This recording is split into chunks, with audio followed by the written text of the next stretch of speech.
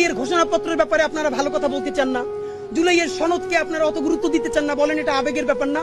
বিএনপির একটাই পরিত্রাণের উপায়, আপনাদের মাধ্যমে বলতে চাই, ভালোবাসা লাশ সমালোচনাটা করি।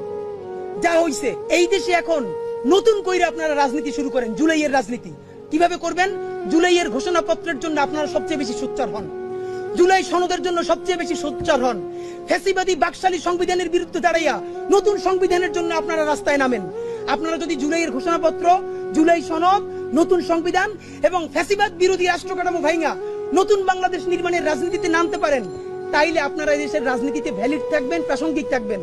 যদি না করতে পারেন তাইলে মুসলিম লীগ আর আওয়ামী লীগের পরিণতি হবে। মুসলিম লীগকে কেউ মারে নাই, রাজনীতির ভুলের কারণে নাই হয়ে গেছে। আর যেই দেশের নেতৃত্বে এই দেশ স্বাধীনতা হয়েছে মাত্র 54 বছর আগে, সেই দল সবকিছু নিয়ে পালাইছে। সুতরাং আপনারা তো তার অনেক পরের দল। যদি পারেন নয়া রাজনীতি শুরু করেন, ওইসব রাজনীতি বন্ধ করে। আর নইলে পরিণতি কি হবে এটা ভালোবেসে বললাম,